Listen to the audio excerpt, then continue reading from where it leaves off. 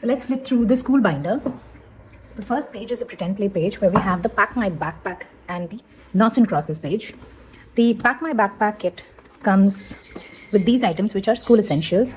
There's a pencil pouch with a tiny little pencil in it, a water bottle, lunch, and a notebook. So this is just, to indicate to children what are important things that they carry to school.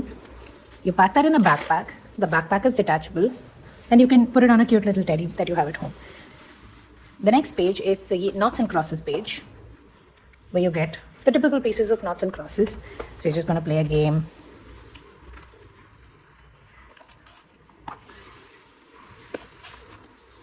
And make sure your opponent doesn't win. So we also have extra parts here, extra pieces, which you can use. It'll be available in the pouch at the back.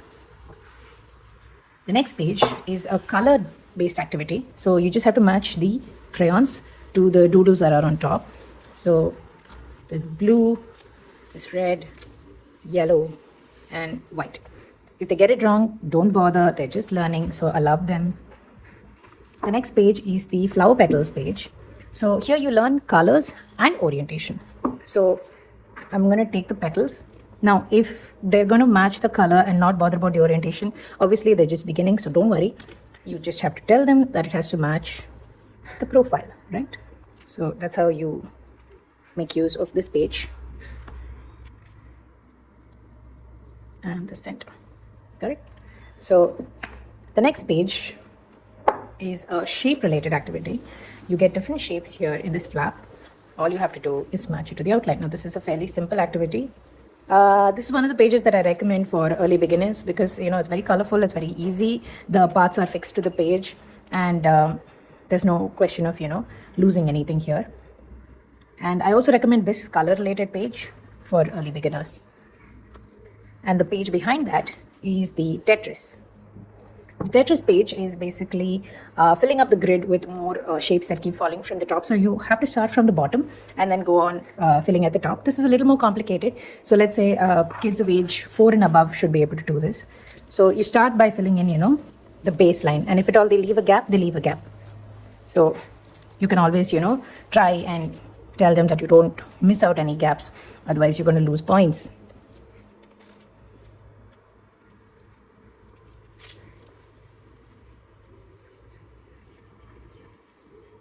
So you see, this didn't really fall into place. So that's exactly what you're trying to teach them, how to fill it up without losing out any parts. The next is a number related activity. Here we have finger counting. Now this is actually a very, very famous page because it teaches simple addition for early beginners. It comes with a number board like this. So you have all extra numbers in different colors also. So let's say you're going to give blue and yellow in the first 2 squares and the answer comes in green. So I'm going to do 1 here. So you fold 1 finger.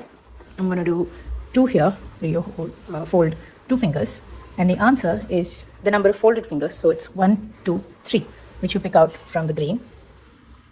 And the answer is 3. So like that, you can do multiple combinations with all the numbers. Up to 10, you'll be able to get the answer. And the page behind is an abacus page. Now, for those who don't know how abacus works, it's pretty simple. Here, we're only going to teach them to identify the number. We're not going to teach them any complicated additions yet because they're still young. So this means 1, 2, 3, 4, and 5. This is 6, 7, 8, 9. And this is 10. So that's how abacus works. This is 15, this is 16. So this is 10, 20, 30, 40, 50, 60, 70, 80, 90, and 100. So that's how abacus works. We're just going to teach them how to identify numbers on the abacus board. The next is a puzzle page. Now this is the alphabet board. This was actually a highly requested page. I didn't have this in my first collection, but I launched it and I also updated it towards the end.